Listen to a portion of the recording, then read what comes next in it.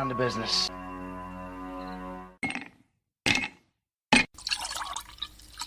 When he drinks, he thinks.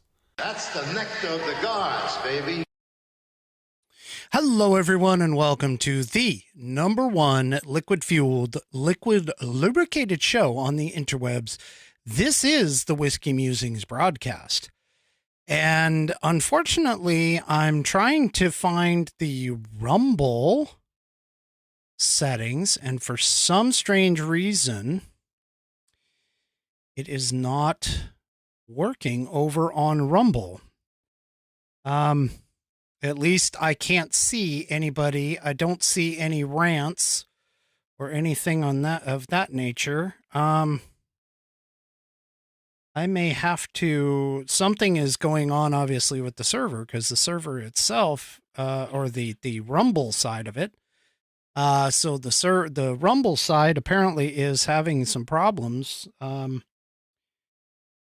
Something didn't grab a hold of the server, so give me just a minute. I'm going to talk just a little bit while this is happening.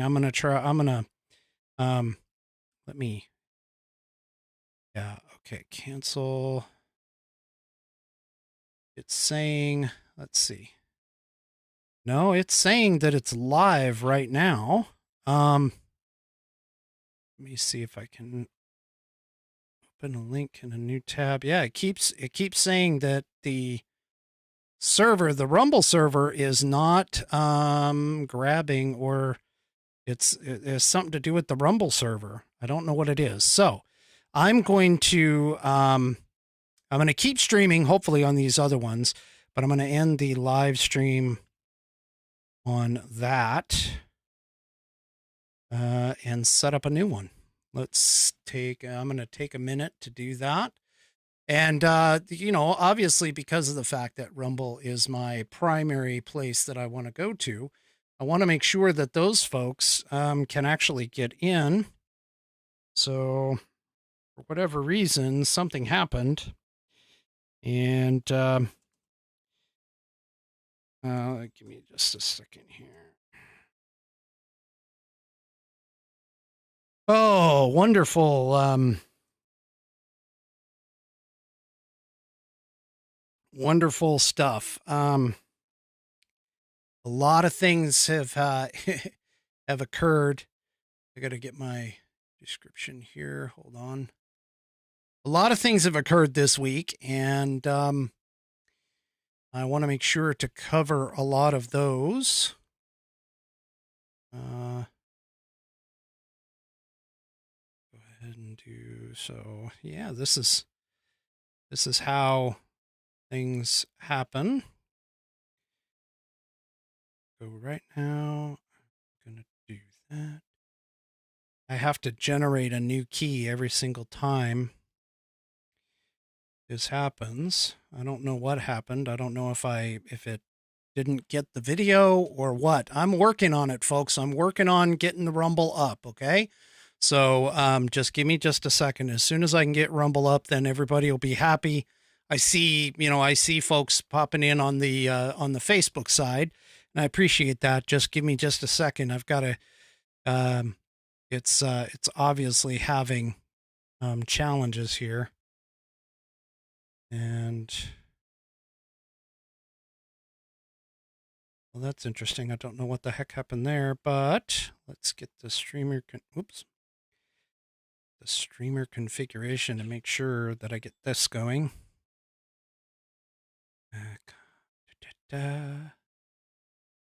And yes, I know I'm unable to connect there. Just give me a second. Come on. My settings. Here we go. Give me just a moment. I know this is wonderful. This is live TV, folks. This is literally live TV. You are seeing it live. Not exactly what I'm doing, but you're definitely seeing when things get screwed up live. This is what happens. And when you don't have a production crew behind you, to do all of these things. So hopefully, oh, come on. There we go. And it's starting to send data. Let's see if it actually shows up here. So, let's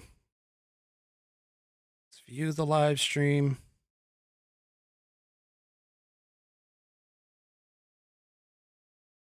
Yeah, this is really, really weird. I don't understand why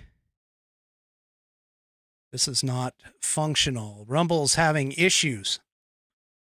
Yes, it does. It's having issues tonight. I've just tried to restart the stream and it doesn't seem to want to do it.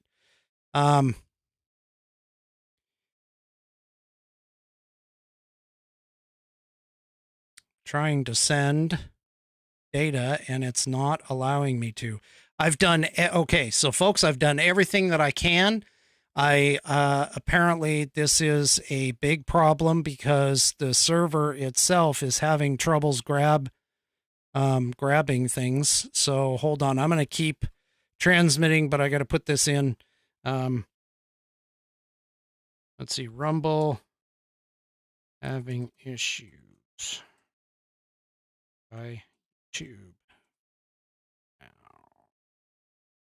Try YouTube or Facebook.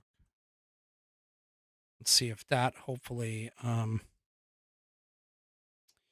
at least I misspelled it, but that's okay. Okay, so hopefully that will get going soon. Maybe they'll get their collective stuff figured out. Okay.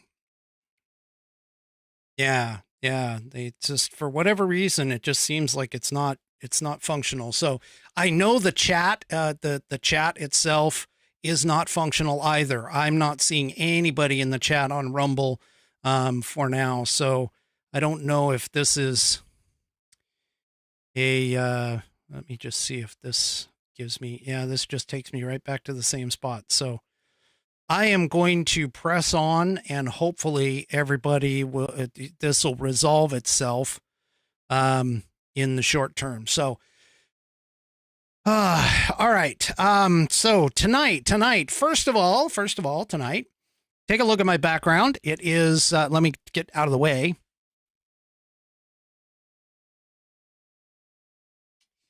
It is a scary owl staring at us, and maybe that was the problem. Maybe the owl didn't bring me good luck. But anyway, so, yeah, so there we go. Only had about 30 seconds on Rumble. It is playing on YouTube. Yes, I understand. I'm playing on YouTube, and, it is unfortunate, though, that Rumble seems to be having some challenges tonight. They are my favorite streaming platform. I don't know what the heck happened on Rumble, but hopefully it'll get cleared out. I did open the channel on Rumble. Believe it or not, I opened up the video on Rumble about 30 minutes ago, so I don't know why it took that long and still hasn't done anything, but hopefully things will pop on here shortly and get things going. I've done everything that I can on my side, so this is totally a Rumble issue. All right. So again, getting back to it, the owl behind me, that's the great thing. Tonight I am drinking out of my Redbreast single pot still for tonight. And unfortunately, yes, and I will have to say, there, B. Patrick, that this is actually slipped now. This has slipped to number 2, or actually number 1.5 in the list. It has been usurped by the Four Roses Kentucky bourbon. I'm just going to tell you that right now. So, yeah. Anyway, I've got a loaded show, so this is probably going to go longer than normal for everything, but I've got a loaded show. I do want to say thank you to all of the people who have recently subscribed. Of course, I appreciate all my standard Whiskey Warrior P1s, but I can tell you that this is awesome. I grabbed this today. I've got 278 subscribers, and I happen to have 200 or 2.78 thousand rumbles at the same time. So I thought that was kind of cool, grabbing that and having the 278s line up. for that. And of course, tonight is Whiskey Wednesday. It's kind of like Taco Tuesday, but for badasses. That's right. That's what Whiskey Warriors are. You guys are all badasses, and I appreciate you for showing up tonight and getting in here. I am trying to reach 300 on my subscribers, and I have a feeling that because the chief, the Patriot commander himself, has agreed to come on this program, I will be gaining a few more followers just because of that. And that is coming up soon. We still got to work out some of the details, but we do have a date kind of penciled in at this point. But yeah, we're working on it, and we're going to try and get that taken care of. I don't know if anybody saw that on on the Mark K show, but he kind of sounded a little offended that he wasn't the first one on the program. For the record, Hannah Guile was number one. She came in first, and mainly that's because of the fact that the former guy, basically kind of ignored me, I think, because I know that he had access to Mark's account. I had asked Mark on multiple occasions. I had sent Mark a couple of emails, at least one, maybe two emails about coming on the show. And so if nothing got to Mark, that's Mark's unfortunate. That's that was due to personnel issues there. But I also have to throw out, and several people have popped this out. I have to throw this out that yes, it was a concerted effort by my Whiskey Warrior P1s as well as Hannah, for getting in. And she did seal the deal, being the executive producer for the Mark K show. She does have Mark's ear, but Mark acted like he was a little hurt that he wasn't number one. So I'm going to tell him, if he doesn't watch this program and nobody slips this to him on the down low, but I'm going to tell him I saved the best for last. Okay. So that's what that's my excuse. I'm saving the best for last. And that's why he's coming on. Not that Hannah or Jay, because I see Jay over here in the chat, but not that Hannah or Jay were not great. They were awesome. I would love to have either one of them back on the program, or even both back on the program at any time. But I personally, I've been after Mark to try and get him on. It's going to be a great honor to have the man on the program. And I'm looking forward to it. We just have to, like I said, we have to work out some details. Okay. So tonight's episode is brought to you by the Institute on the Constitution. And the Institute on the Constitution was established in 2004 as a 501c3 nonprofit with one mission: to restore the constitutional republic through grassroots education. All courses and materials are developed using primary source documents and taught from the American view of law and government as defined in the Declaration of Independence in the following 3 key points. 1, there is a God. 2, our rights come from him. And 3, the purpose of civil government is to protect and secure our God-given rights. The IOTC offers the opportunity to educate yourself on our most precious founding document, the Constitution of the United States. They also provide tools to educate your community and get involved with local government. Start by taking their free U.S. Constitution course and go from there. Use my affiliate link, iotc.whiskeymusings.online, to sign up. And while you are there, take a moment to look through their other course material and information. My affiliate link, once again, is IOTC, that's India, Oscar, Tango, Charlie, .whiskeymusings, all lowercase, all one word, .online, to get great content to learn about our historical founding and support the show in the process. That's iotc.whiskeymusings.online. Or if you want to purchase, as soon as I reach over and grab it, if you want to purchase this fabulous Saddleback leather-bound U.S. Constitution to support the show, go to Constitution, spelled just like this, Constitution.com www.whiskeymusings.online, and you'll get a direct link to go right to the page where this is at. Go check them out today. And I definitely appreciate the Institute on the Constitution for allowing me to be an affiliate for them. They've got great stuff. If you ever get the chance to check that out, that is absolutely awesome. Okay, so tonight I also have a fantastic pet of the week for you tonight. Came along with a wonderful story, which I think you guys are really going to like. And then the other thing, too, is I actually received a package in the mail. And unfortunately, if Rumble doesn't get itself fixed, the individual who sent it to me is not going to be able to see me open it here live on the air. But I will do that later on in the program. All right. So everybody knows how this government and the Democrats in particular have seriously been pushing for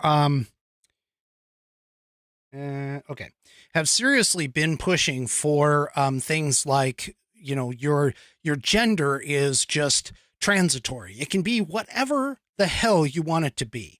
And they have put out on multiple occasions where they've talked about how gender is a social construct, how you can just feel, if you're a man, you can feel like a woman and vice versa, and you are one, and everybody else has to be tied up in that thought process.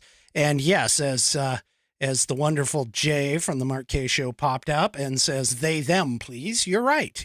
They, them. Okay. But one government organization that's out there here in the U.S., which is essentially I don't know if we could necessarily call it a misogynistic organization or what you want to call it, but they have literally defined that they only want biological males to register. And by that, I'm talking about the Selective Service. So check this out. The Selective Service has put out, where is it? Oh, shoot. Here we go. All the way down at the bottom. All right. So the Selective Service has put out a section on their website with regards to transgenders. And of course, we all know that if you are a transgender man, that actually means that you are biologically female going into or turning into a male. If you are a transgender male, that means you transgender woman, that means you are a biological male who is transitioning to a woman. Well, apparently, and I caught this on a news article, I haven't seen very many things out there about this, but apparently the United States a Selective Service says that you have to register if you are born a male, meaning that if your biology basically says that you are a male at the age of 18, you still need to register with the Selective Service, regardless of whether or not you are transitioning into being a female. So apparently the government has decided that regardless of what you feel like on the inside and regardless of what you claim to be, it's your biology that actually matters. Now, for those of you who listen to the program, because I know of at least one who is not a part of the United States, because I do have a fan that has contacted me on multiple occasions down in Australia. The Selective Service, basically what that is a a thing that you have to do when you turn 18 if you are a male in the United States, and it has to deal with the abolishment of the draft. It is essentially figuring out how many legal age males are eligible for military service. Not that you're necessarily going to get drafted, but that you are eligible to serve in the military. And this is been a tracking system. It's a requirement for all males at the age of 18. But I never really thought about this until I saw the article. I didn't even think about it because, I mean, I registered at 18, yes, as a part of the Selective Service. My son registered when he was 18. But the thing about it is that I never even really considered it because I went into the service voluntarily, did my time, and got out. Now,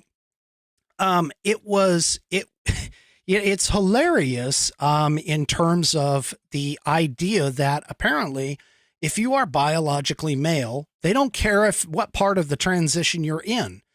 If you are born a male, if you started off with the male as your designation on your birth certificate, if you are if you have the biological parts of a male, you have to register with Selective Service.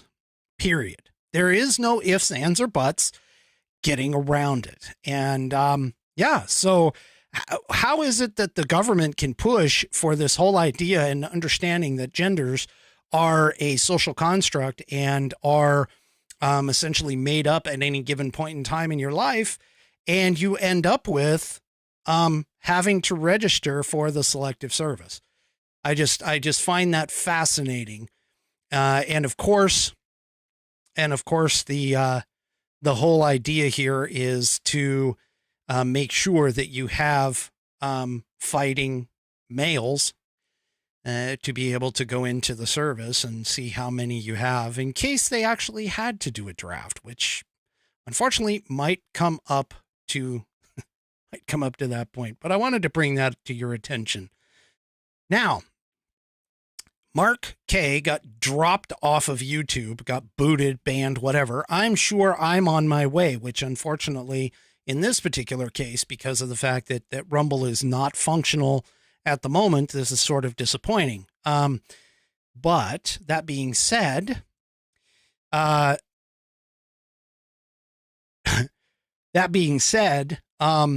this article in Just the News comes up with 7 times disinformation turned out to be just the opposite. So apparently Just the News found 7 different topics. But the thing about this is that this is coming out in regards to things like the John Durham's case, which I have something here in a little bit, talking about the 2016 presidential campaign and so on and so forth.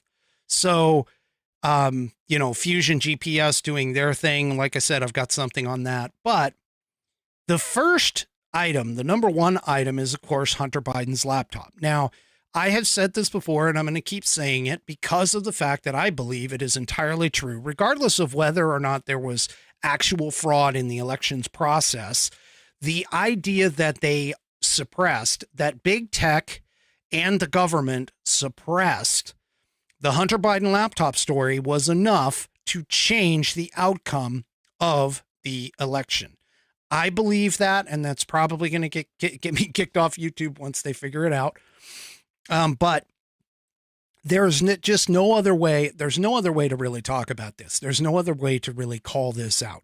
Hunter Biden's laptop and the Hunter Biden story and the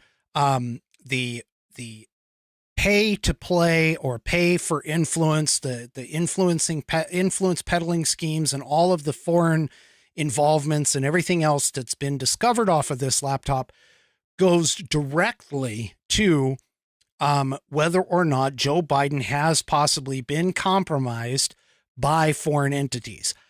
There's just no two ways about it. And so this being the number one disinformation or the number one conspiracy theory kind of thing, I think is very apropos in considering, considering the situation that we're in. We also have number 2 is listed as the origins of COVID-19.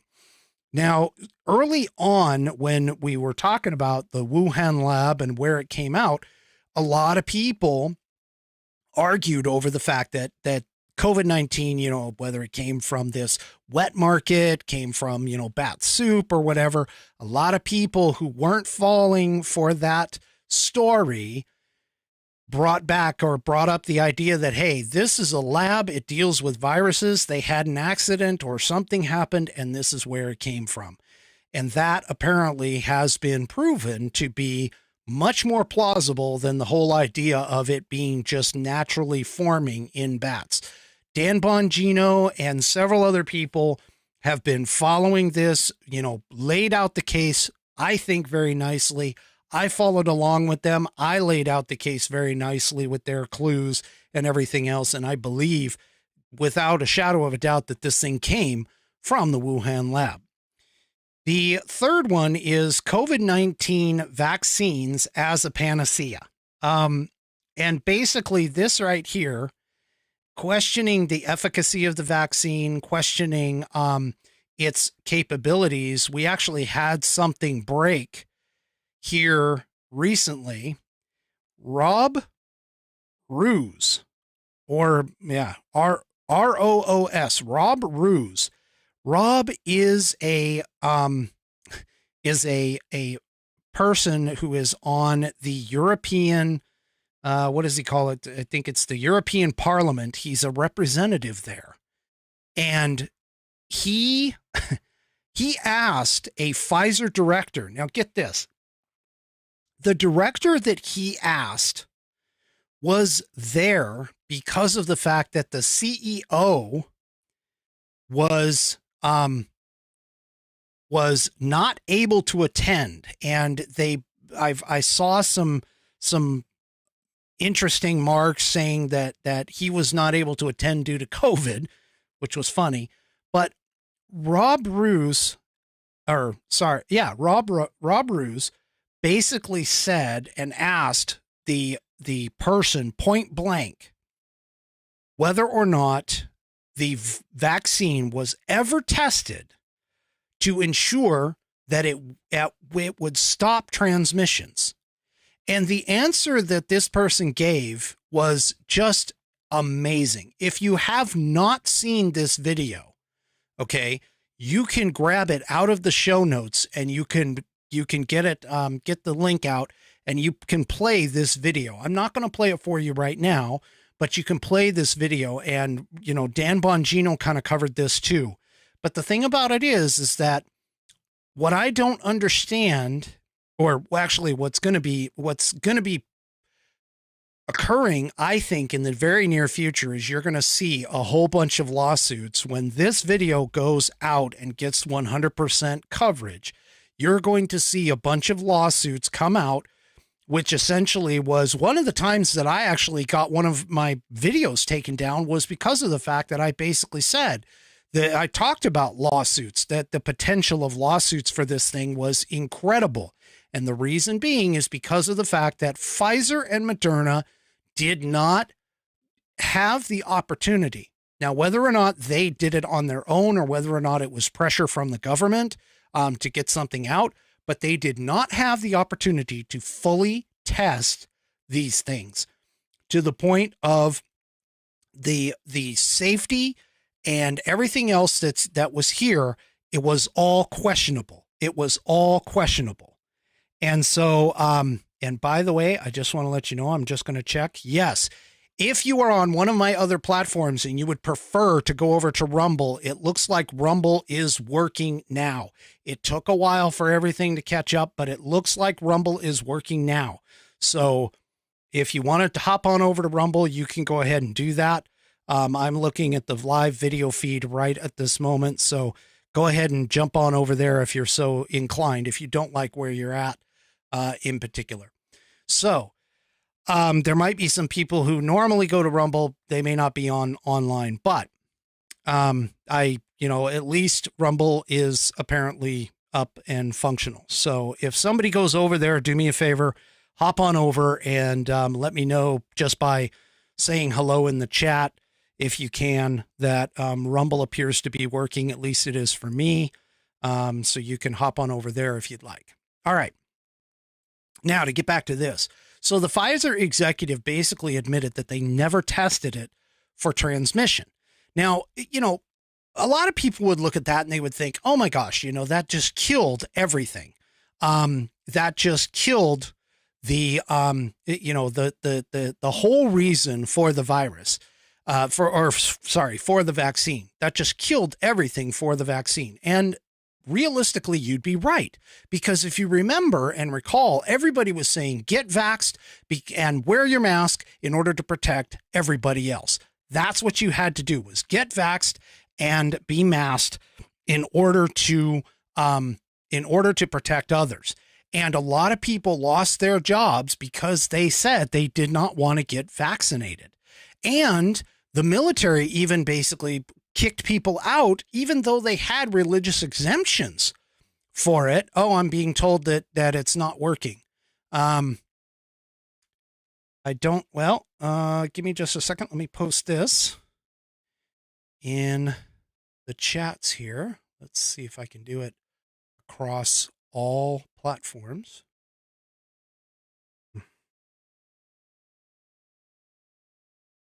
Boom. That should go everywhere. And that's the link. That's the link where everything should be. So it probably changed when I reset everything, but that's the link. If you use that link and connect, you should be able to go and see, because I see the link got posted in the chat. So the chat's working for me as well.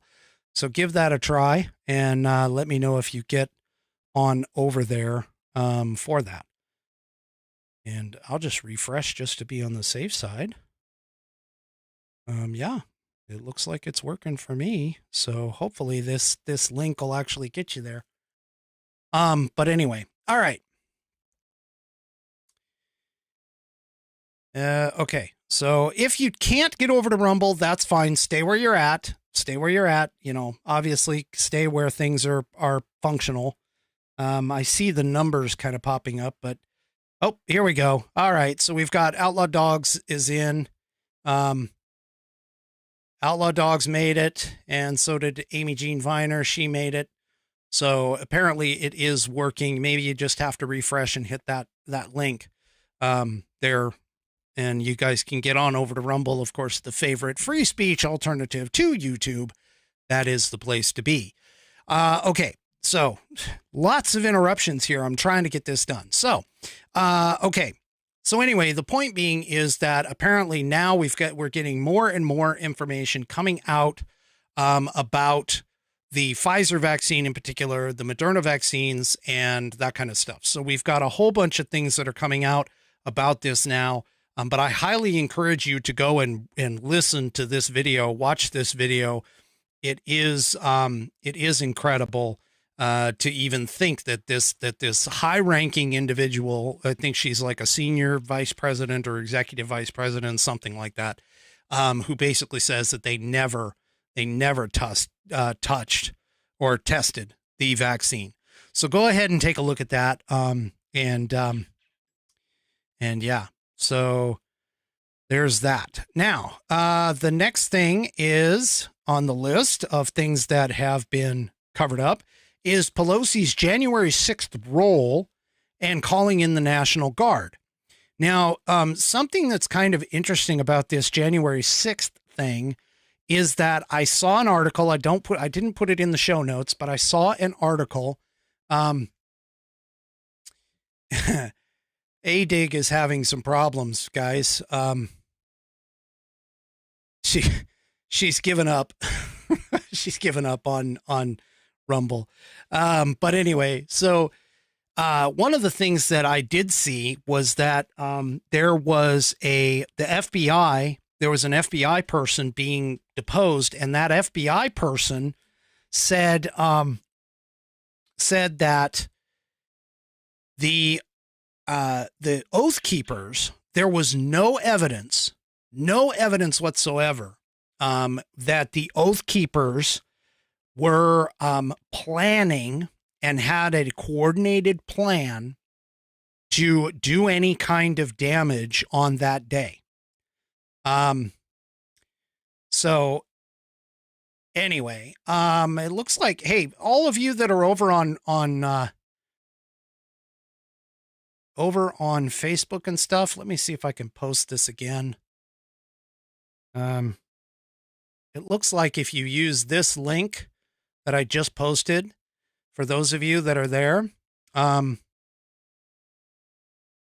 you should be able to get in, because it looks like I've got plenty of other Rumble peeps that are popping in there. So grab that link and go and give that a try. I apologize for that. Apparently Rumble is having some issues. Rumble, it was not grabbing on my it was not grabbing my video for whatever reason, and it wasn't giving me a server to drop to, even though it told me what server to go to. It didn't give me a server to drop to. So I apologize for that. I don't know what the heck happened. But that is where it's going. Okay. All right. So it looks like all of my Whiskey Warriors over on Rumble are popping in there. I'm starting to see everybody come in. I know that there was some issues in terms of even me looking and seeing the video. So it's not, it wasn't specific to any individual person. It was actually on the Rumble site by itself. But anyway, I'm glad to see that happening. Keep trying, because eventually I'm sure it'll work. But anyway, as I was saying, on the Pelosi's January 6th roll and calling in the National Guard, I mean, come on, people. Nobody is even questioning her on all of that. And we know from our constitution, we know that that the House of Representatives and the Senate, in other words, the two leaders of Congress, have full control of what happens in Washington, D.C. That's the whole reason why they have their own separate Capitol Police Force. That is because D.C. was set up specifically, that 10 square mile area, for that specific purpose, and the Congress has full control over it. So why no one is even asking that question and still trying to blame Donald Trump is beyond me. But the fact that the Oath Keepers, that an FBI agent came out in court and said that the Oath Keepers had no specific plans, gives an indication that Trump likely had nothing else planned. Okay. So I can tell you right now, I highly doubt that President Trump would have done any kind of collusion or whatever, but this kind of blows a little bit that article and that testifying on in the Oath Keepers trial in particular was essentially it has kind of blown the whole January 6th out of the water on that. Okay. So yeah, she's looking, I mean, they're just basically looking to blame Trump on anything. They're looking to take him down on anything. This is just the way it is. So anyway, all right. The next thing is a break in the whole Durham type thing. Now, again, keep in mind, I'm going to pull back for just a second. Keep in mind that I don't expect anything to come out of the Durham investigation. I honestly don't believe that we're going to actually see any perp walks for Hillary Clinton, for any of her people. I mean, Michael Sussman has already been acquitted, even though he should have been convicted. He's already been acquitted of wrongdoing. And so the thing about it is, with this entire situation, in terms of, the whole PP tape hoax and the Russian collusion hoax, is now not so much, in my mind, not so much the situation with regards to whether or not somebody's actually going to get convicted for it, because pretty much the evidence is already out there. We already know it was a hoax. We already know that Trump did not collude with the Russians. So realistically, all this is doing is just crushing the Dems in terms of their credibility. Okay. Now, that being said, what is cool about the Durham investigation, regardless of whether it actually goes anywhere, is the information that we get coming out of it. And one of the things that we had that came out was, of course, the whole thing about Danchenko and everything else, and I think it's Igor Danchenko. So, his whole thing. But what's even worse, though, is this that popped earlier today. Let's see, 12th. Yep. Popped earlier today, which is that the FBI actually offered Christopher Steele, who was the guy that put together the Steele dossier on the whole collusion of President Trump and everything else. Okay. He was offered $1 million to prove that his dossier allegations against Trump were factual, were true. And the funny thing is that Christopher Steele was not able to collect that $1 million.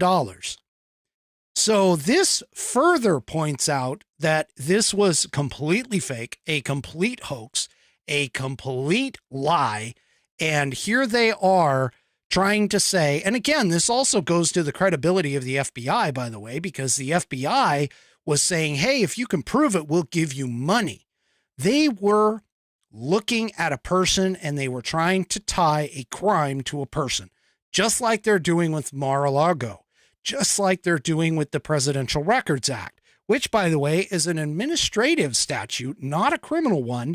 And even if he's convicted, it still won't matter. He can still run in 2024. Okay. But that being said, Christopher Steele had a bounty. He blew it. He couldn't bring in the money. And so this is a incredible revelation, not so much for people like ourselves, like the Whiskey Warriors, who pretty much knew all about the whole situation. But this is essentially a great revelation. And I look forward to even a few more popping out because of the Durham trials on this. I am looking forward to this. Even moving forward, even though I know, like I said, it's nothing that's going to happen. Nothing is probably going to happen to these people, but whatever. All right. So, let me go ahead and do this real quick. I know Christmas is coming up. I just want to take a second. Christmas is coming up, and, I guess, thank you, Outlaw. I do appreciate that. This is taking a break. I like that. Take a drink. Thank you. Going to go ahead and do that. For those that missed it, I am drinking the Redbreast 12, which is, as of now, number 1.5 on the list of favorites. Number 1 has been that, which was that, has now been replaced by the Four Roses Kentucky Bourbon. Okay. Yes, this is still good, but it's not number 1 anymore. It's now 1.5. Okay. So before I get to going, before I get to the pet of the week, I just want to say Christmas is coming up. And if you're thinking, or you have no idea what to tell people, what to get you for Christmas, why don't you try getting something like this? Take a look at the Whiskey Musings Logo Gear Store. Okay? Whiskey Musings Logo Gear Store. You can get there by typing in your browser store.whiskeymusings.online. That's store.whiskeymusings.online. And you can get there. You can peruse throughout all kinds of stuff I have. t-shirts, sweatshirts, tank tops, glassware, mugs. I have all kinds of things. And also I have, if you hang on, so go and take a look at what's there. But if you hang on, I guarantee you within the next couple of weeks, I'm just going to give it a next couple of weeks, but the next couple of weeks, I will be announcing a code for some sort of thing, whether it's free shipping or 10% off or something like that, just for Christmas. So don't necessarily buy right now unless you absolutely want to, but I do have a code coming. I will be creating a code in the next week or two just for Christmas so that you can get a little bit off and a little bit of a Christmas gift from me to you out of the Whiskey Musings logo gear store. All right. So let's go to our wonderful... Oops. Wait a minute. What the heck happened? Please check your mailbox. A new message has arrived. Let's go to our pet of the week. Let's get our pet of the week. That's actually chat the mailbox or check my mailbox for the pet of the week. Wow. There's all kinds of technical stuff going on here, but for tonight's pet of the week, and let me get it here. Oop. Let me bring up. Oh, I didn't have this set up. Give me just a second. Okay. This is Socks. And Socks is a normally active cat, but lately, Socks is prone to a little bit of frustration outbursts, and it's due to the changes in his beloved America.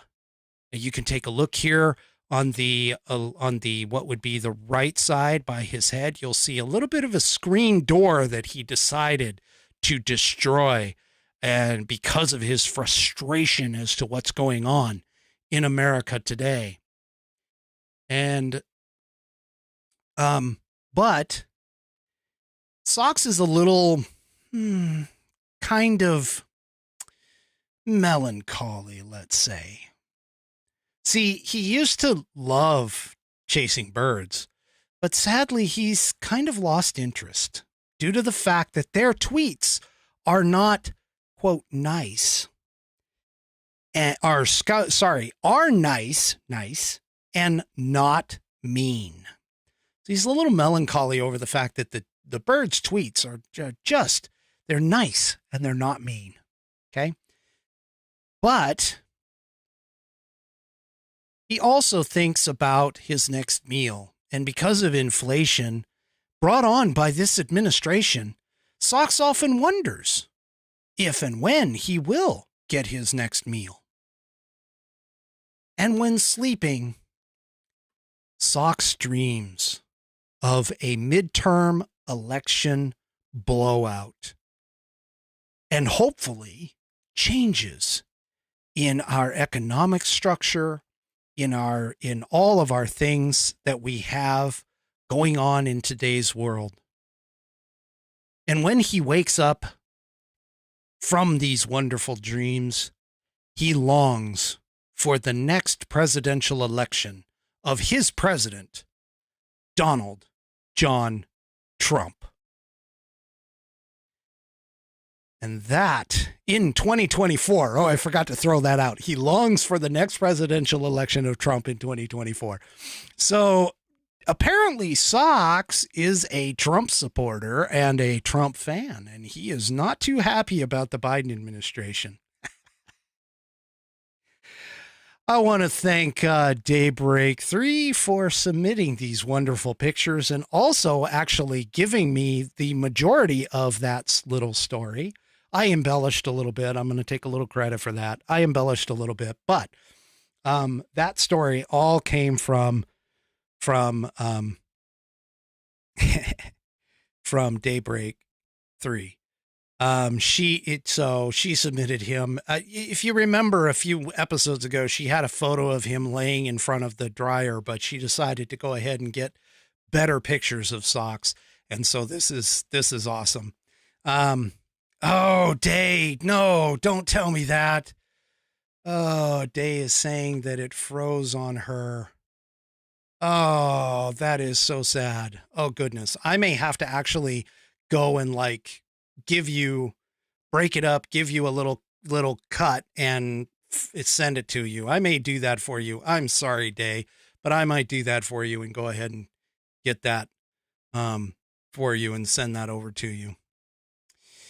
Anyway, that is our pet of the week. If you would like to submit your pet for the pet of the week, you can do so by sending me an email to fans, FANS, that's Foxtrot Alpha November Sierra at whiskeymusings.online. That's fans at whiskeymusings.online. You can send me your pet photos for pet of the week. I do have next week's pet of the week and already in place. So yours would be 2 weeks after if you send it in now.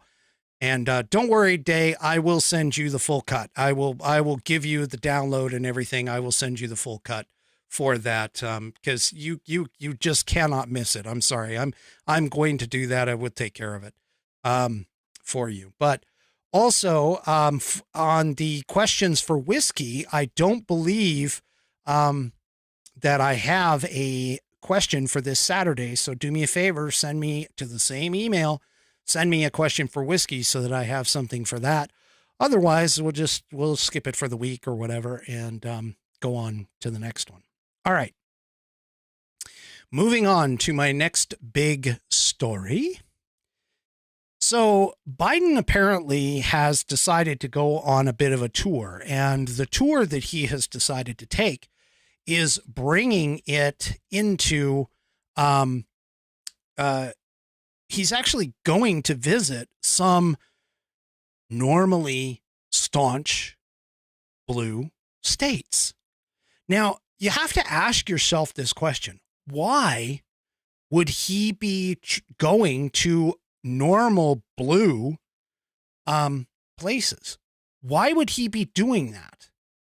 Well, I actually have the answer for you. And the reason the reason that he's doing this, honestly, is because they're scared. They are scared for what's happening. So let's take a look at his expected schedule. So today he was supposed to visit Vail, Colorado. Now, as many of you know, Colorado is a blue state. He was going to then go from Vail, Colorado to Los Angeles, as reported by Fox 13, which is where this YouTube screenshot comes from. Actually, this isn't a screenshot. This is actually live, but I paused it. Paused the video for this. Now, he's supposed to go to Los Angeles, then go to Orange County, and then go to Portland, Oregon on Friday. Now, for those of you that also don't know, he's spending an extra day up there in Saturday in Portland. The first lady I found out has actually already been to my state and has visited Seattle and Tacoma earlier this week. So now we have Biden coming in behind. Why would Biden be coming? Because they're scared. I'm telling you, they are scared. And let me explain why. Oregon has had a Democrat governor for literally 35 years in a row. Okay. They have not had a Republican challenger get anywhere close to possibly taking over the gubernatorial race. But as of now, a Republican narrowly leads the Oregon governor's race. And the reason for this, by the way, is because Governor Kate Brown actually termed out. So she is not on the ballot for this term. All right. But there's several other candidates, and apparently there's like 4 or 5 in the race. And the Republican actually is garnering the most in the polls, the most support. And her name is Christine Drazen, and she has a narrow 2-point lead over her Democrat opponent in the race. Okay.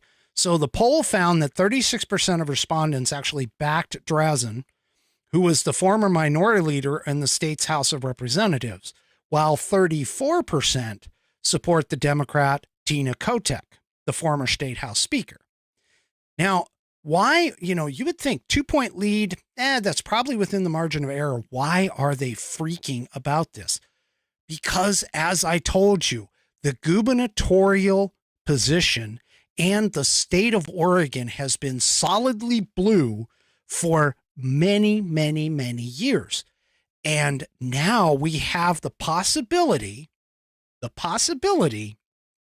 of a Republican actually winning the gubernatorial candidacy and race in Oregon, a staunch blue state.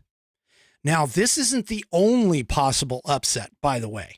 This really isn't. And this is part of the reason why Jill Biden was up here in Washington. And the reason being is because incumbent Senator Patty Murray, shown here on the right, she's the lady with the white hair. She's been in the Senate seat as a Democrat. Lost one of my lights.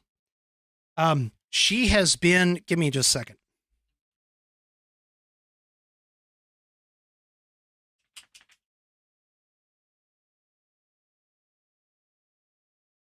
There we go. All right. She has been in that Senate seat for 30 years. And literally, she has absolutely no real positives to her name. Okay. So what's interesting, though, is that Tiffany Smiley, shown here on the left side, Tiffany Smiley has run literally a grassroots campaign. And she has been fighting against or hasn't gotten any like major donors in the state because of the fact that Tiffany has, again, just done all of her grassroots fundraising and everything else. I saw a report, and I don't know if it's 100% true, but I did see a report that Tiffany Smiley has outraised her opponent by a little bit. I don't know if it's a lot, but she has definitely outraised her opponent. Tiffany Smiley has got a lot of support in this state. And I'm going to tell you right now that Patty Murray is a little scared because as of right now, the Trafalgar Group, according to the Breitbart report here, states that the Washington Senate race is now a statistical tie, meaning that a staunch blue state that has had two Democrat senators for many, many years might possibly have one senator flip to go to the Republican Party. This is monumental, and this is part of the reason why a normal state that hasn't had much attention from the Dems because they just figured it's already locked in place is now all of a sudden getting a lot of attention now. I would love to see Trump come up here to campaign for Tiffany Smiley. She is a Trump supporter, and she has made comments in the past about the election process here in the state and throughout the country. So I would love to see that. But to be honest with you, I'm not quite sure that Trump would actually, spend the money or the time to come here. But this is incredible news because you have essentially what everybody seems to call the left coast as being, locked up for the Democrats. There's no way. I've been telling people, and people don't seem to understand this, that in the states of Oregon, Washington, and California, maybe not so much in California, but it's getting there. In the major cities, you have a staunch Democrat support. They are locked in the urban centers, but all of the areas surrounding them, whether it's the suburban areas or the slightly rural or the full-time rural, are pretty much either purple or red. And if we can get enough of those purple areas to actually turn red, we could potentially overtake the Democrats in the cities, potentially. But that's part of the problem, is trying to get that done.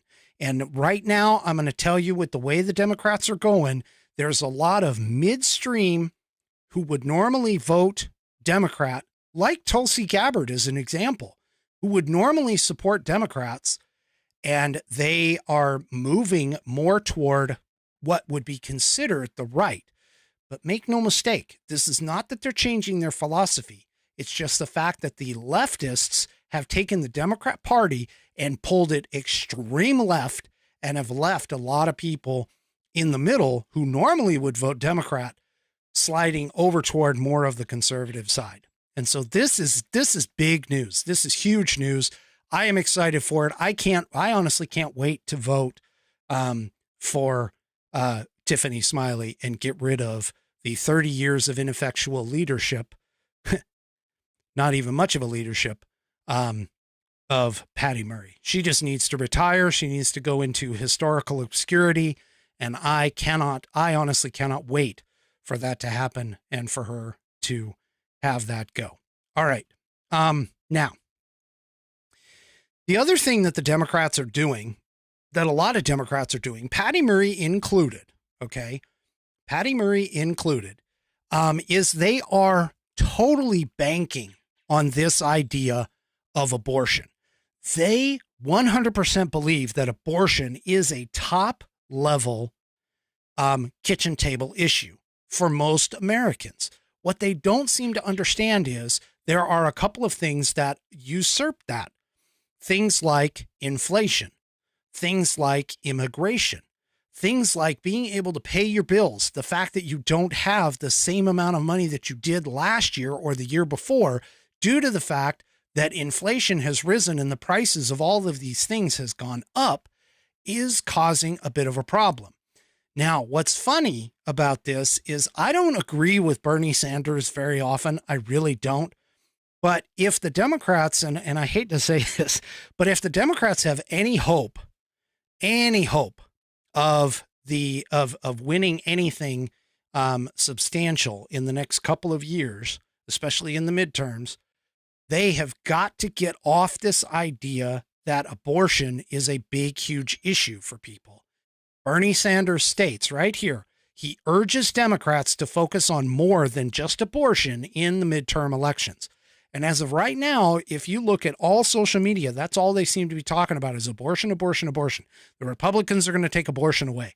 Never mind the fact that the Supreme Court has already said that abortion is a state issue and that it has nothing to do with the federal government, which, by the way, I disagree with even Lindsey Graham proposing a constitutional statute to try and make it illegal to perform abortions. As far as I'm concerned, the federal government clearly overstepped their bounds by even remotely talking about abortion. They need to go back to the original purposes that they were built on and that are in the Constitution. Abortion doesn't show up there. And anything that is not part of the Constitution, according to the 10th Amendment, needs to fall to the states. And this is literally where I think that we should be. I don't think the Republicans should be talking about it. I don't think the Democrats should be talking about it. They just need to ignore it completely and leave it to the states the way it was intended. However, Bernie Sanders, I don't agree with very often, but I definitely agree with this entire situation, that they need to get off of their high horse when it comes to abortion and let the people in each individual state decide this. Okay. So let me see here. Okay. So this next thing was, this actually comes from Illinois. And this kind of blows a little bit of a bubble in this whole idea of transferring from gas-powered engines to electric vehicles. I mean, I've talked about this in the past to where, you know, our electrical grid isn't going to be able to hold it right now. The cost is prohibitive. you're not really saving the environment in any way, shape, or form. All you're doing is shifting things from essentially your carbon footprint over to a company's carbon footprint. But this is an interesting little change. And I'm sorry, Fat Paws, did I actually pronounce it that way? I hope not. I seriously hope not, because I've had family in Illinois. So I apologize if I did. That is definitely not what should have happened. Okay. So going back to this article about the EVs, there's another nail in the coffin. And again, I apologize. I'm sorry. Yes, I did. I apologize. It's bad. I kind of got on a roll, and so it sort of slipped out. Illinois. It's kind of like when people say Oregon instead of Oregon. Anyway. Okay. So I apologize for that. So,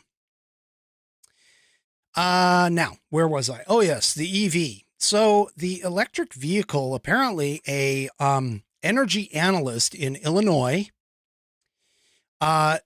basically called out that Governor Pritzker's idea of wanting 1 million electric vehicles on Illinois roadways by the end of the decade is wrong. And why, he says? So, the energy analyst Bill Cinnamon, yeah, it is actually Bill Cinnamon. It's right there. I'm telling you. Bill Cinnamon said the adoption of electric vehicles will hit a brick wall when people realize how expensive it is to charge the electric vehicles at work or at public charging stations. And charging costs will continue to escalate as the price of grid electricity skyrockets. Now, one thing that a lot of people don't understand is that the more draw that you have on the electrical grid, the more it's going to pull, the more energy has to be produced. The more energy that has to be produced, the more any individual kilowatt hour is going to cost. This is going to push up and drive up the cost of electricity, just like it does in any other economy situation. Econ 101 is pretty damn basic. You have supply, you have demand, and when supply overtakes demand, or when demand overtakes supply, it has a whole bunch of different things that go on and happen to it.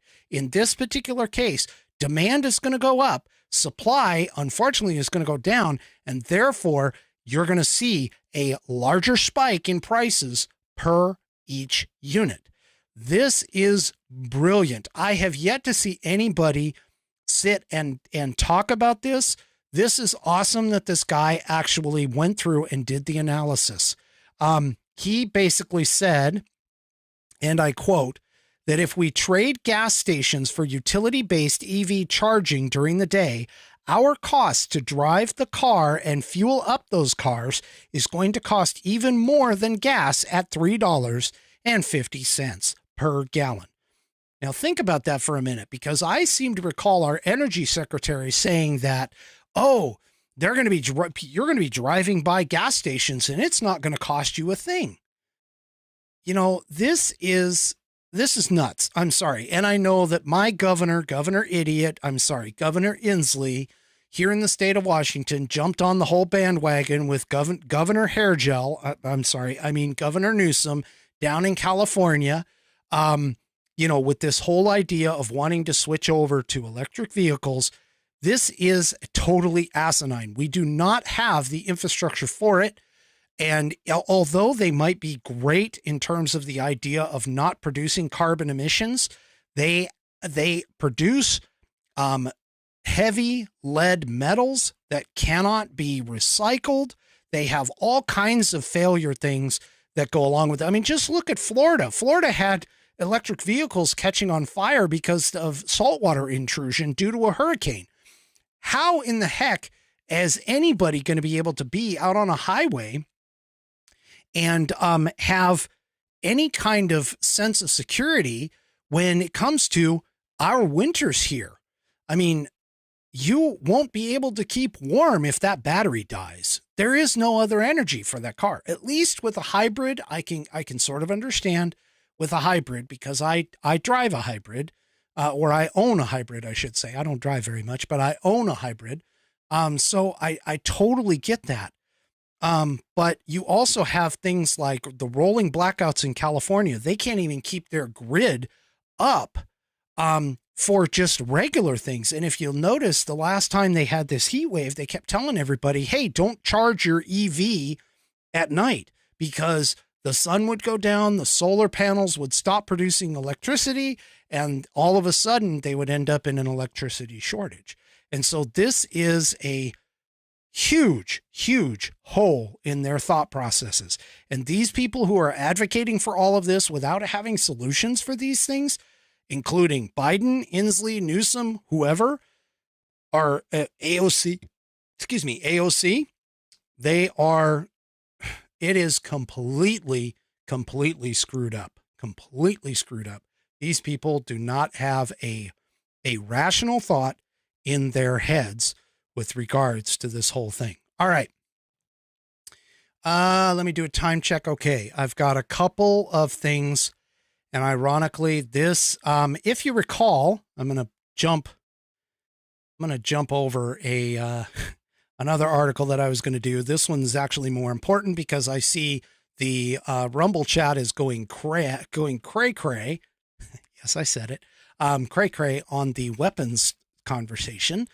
So this, if you recall, I had an episode here within the last 3 or 4 that discussed about a thing called the constitutional sheriff, and how there is a segment of the population that actually believes that the Constitution designates the sheriff as being the top law enforcement person within the county, and therefore can basically kick out anyone, any other law enforcement agency that's in there. Well, this is going to get tested. It already was tested back when the 1994 Brady crime bill came out, and they were trying to force the sheriffs to actually run background checks on people. But this is another development in that little sector. And let me go ahead and bring this up. There are some New York sheriffs who are refusing to aggressively enforce the strict new gun laws because they say it unfairly targets law-abiding citizens. Now, this is the law itself apparently seeks to ban guns in sensitive areas like subways, religious centers, and Times Square. Okay. Now, the funny thing about this is the New York sheriffs actually say, look, we're not going to not enforce the law. We're just going to enforce it in a judicious manner, meaning that when it's appropriate, they'll enforce it. But when it's not appropriate, like it's harassing somebody who normally had a concealed carry permit to go into Times Square, now all of a sudden this new law comes in and they can no longer carry that. Okay. It is completely unfair for them to do that. And these sheriffs are basically calling that out and saying, you know what, we can't waste our time, our energy, our money in this whole thing. We just can't do it. And so we're not going to bother necessarily enforcing the law for certain circumstances. Now, if you recall correctly, the DA actually has that same power. Usually the district attorney can decide whether or not they want to bring a case or not. Usually that the criteria for that is whether or not they can get a conviction for that. And so this is, in my view, this is a good thing. This is a hugely good thing because there's this little thing known as the Second Amendment that basically states at the very end of the statement, shall not be infringed. This New York law, along with many laws just like it, could potentially be a unconstitutional scenario. Now, keep in mind, SCOTUS has actually has ruled in the past that certain sensitive areas do allow, and that the Second Amendment does allow for you to establish things like gun-free zones in certain sensitive areas. So this might fall into that area, which is probably why New York went ahead and wrote it the way that they did, calling it sensitive areas. But as I've stated on this program, I've said it before and I'll say it again, a law is only as good as the people enforcing it. We have tons of laws on our books that are no longer enforced, and therefore, because they're no longer enforced, they literally don't count anymore. They may be a law, but if they're not enforced, then it doesn't count. And so this kind of a scenario is very, very encouraging, that people are starting to realize that these things, first of all, that safe, gun-free zones only are for the law-abiding citizens, and those that are not law-abiding don't seem to care. Just like restraining orders are wonderful things until that person decides to not heed the restraining order and walks right through it. So, these kinds of situations, I think the Democrats who support these things, they just don't realize that criminals don't care. Criminals don't care about the law. They're just going to walk through this.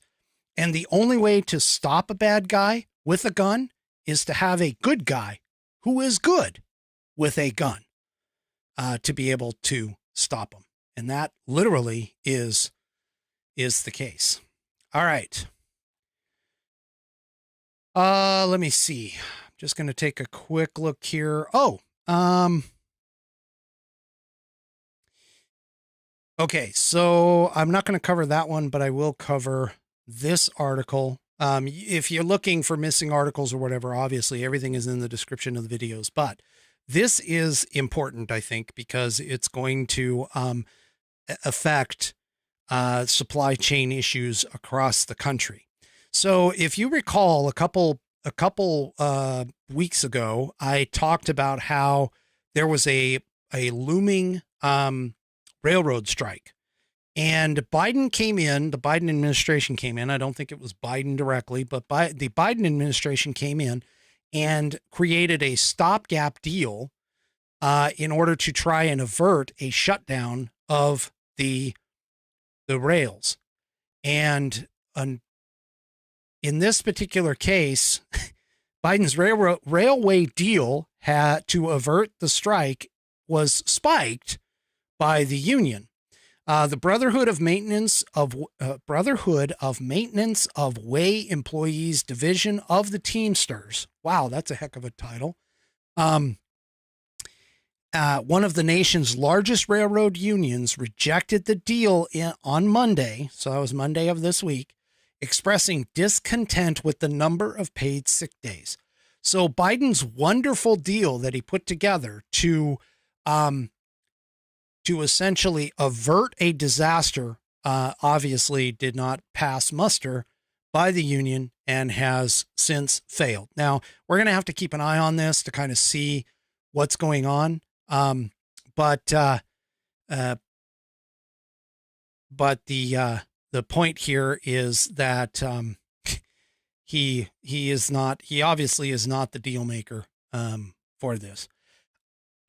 All right, another quick one here as I start to wrap things up. Another quick one here is Mayorkas alerted that no Haitian migrants were whipped hours before the White House press conference, where he called out and said it was a horrible tragedy or a horrifying incident. Okay. Mayorkas is a liar. He lied. He lied about this.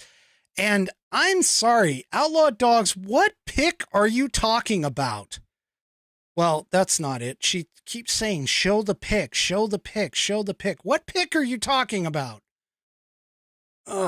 Show what pic? Tell me in the chat, okay? Jeez. Anyway, so Mayorkas knew that the horse whipping incident, which, by the way, was a split rein on a horse. I ride horses. this is essentially the way that it goes down. Having split reins, they're very long. If you don't have them tied up, they can, flap and everything while the horse moves. They're usually used to help encourage the horse with like a little quick slap on the behind to get him to go.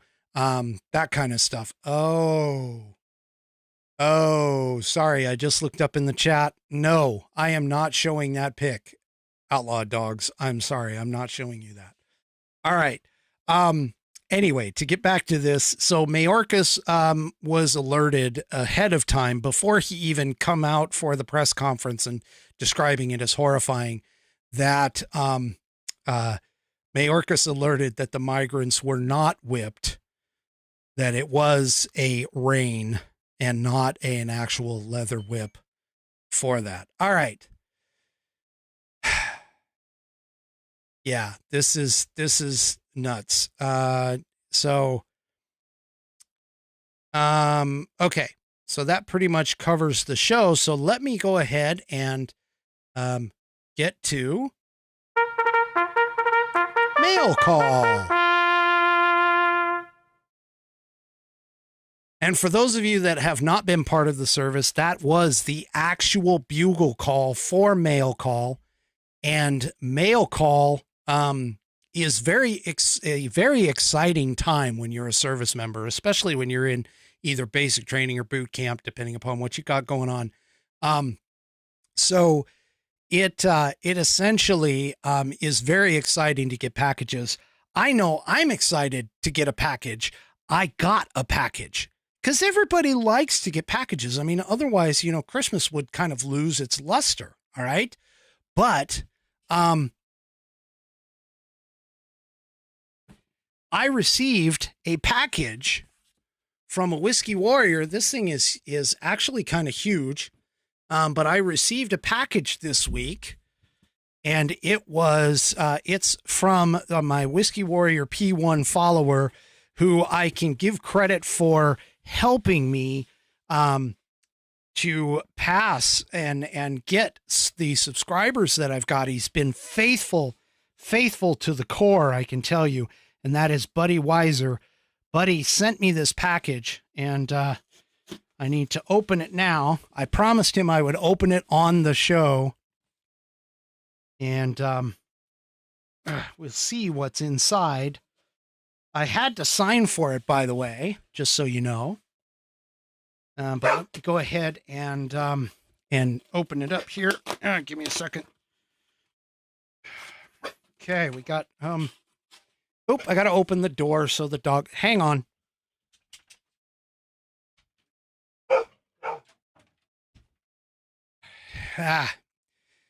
Kids and everything else, they come into the house, but...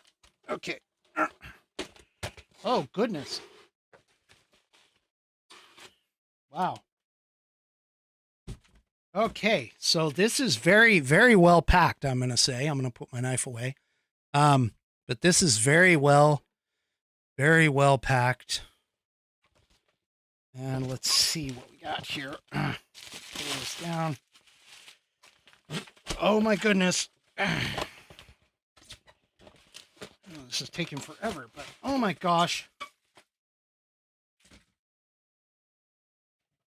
Oh my gosh. Wow. Take a look at this. Crown Royal Black. Oh my goodness. Take a look at this. Thank you, buddy. Oh my gosh. Look at this. This is the typical Crown Royal thing. Crown Royal Black. Take a look at that. You can't see it because the green screen stuff goes through and makes it dark, but that is a nice amber color. I'm gonna enjoy this. Thank you, buddy. Oh my gosh, thank you so much. I really appreciate that. I love these Crown Royal bags, by the way. But that is just incredible. Buddy kind of laughed and said and told me at one point, he sent me an email and he says, we're going to expand your horizons. I wasn't quite sure what he meant by that. But obviously he is looking to expand my horizons. Now, I don't know if anybody has heard, but I actually had a shot, one single shot of cask. I believe it was cask 18 that Crown Royal put out, and it came in a black bag like this one did, but it was Crown Royal. I think it was cask 18, and that was just incredibly smooth. All right. So that also introduces a new segment for the show, which is mail time. So if you have the gumption to send me something, I don't care if it's a card, just a nicely written letter, something special that you might make, maybe, or whatever, or even if it's just, it could be like a gag gift or whatever. I don't care. Like Mark K gets his poop hats and things like that. Whatever you guys want to do, that is awesome. Wow, that is just, I'm floored. Thank you so much for that. But, if you're going to send it, go ahead and send it to, the Whiskey Musings. It's got to be Whiskey Musings, P.O. Box 1695, Stanwood, Washington, 98292. The address is in the show notes, in the show description on the video. You can go and take a look there, and you can send me stuff there. Send me fan mails, pictures, whatever. If you don't want to send me an email, I know email is a lot more convenient, but this is just awesome. Thank you. I will most likely be breaking this bottle open for Saturday's show. So you're probably going to want to be here for Saturday's show for this. This is absolutely awesome. I am floored. I do appreciate it. As always, I love my Whiskey Warrior P1s and anyone who watches the program. This is just incredible. I appreciate it so much. And I will definitely see you next time. If this is your first time here, first time watching, do me a favor, go over to the Rumble, rumble.com, and make sure that you sign up for an account and follow the Whiskey Musings Broadcast channel. Obviously, I live stream Saturdays at 9 p.m. Eastern, 6 p.m. Pacific, and Wednesday nights, 8 p.m. Eastern, 5 p.m. Pacific, an hour earlier. And that's the way I roll, is I live stream. And this is pretty much what I do, is I talk about stuff. I do Pet of the Week. I do questions for whiskey. And I'm trying to, as I showed you in the beginning of the program, which I know a lot of people probably missed, I am at 278 subscribers on Rumble. I would love to see that go to 300. That is my next goal. I want to get 300 subscribers. So do me a favor, if you already are subscribed, then spread the word. I mean, Buddy has done a lot in terms of spreading the word, and he has given me a lot of stuff. And also, just so you are aware, and Buddy brought this up, I did actually mention it in the beginning, but I'll go ahead and say it again. In the very near future, and by very near, I mean within the next 30 days, the next several episodes, we have a date penciled in for now, but there's still some details to work out. So I don't want to announce it 100% just yet, but I will have Mark K from the Mark K Show for an interview on the program, on the Whiskey Musings broadcast. This is absolutely fabulous. I am floored by the fact that he has done this. In fact, he kind of discussed it and sort of alluded to it in one of his, I think it was either Monday or Tuesday, for the program.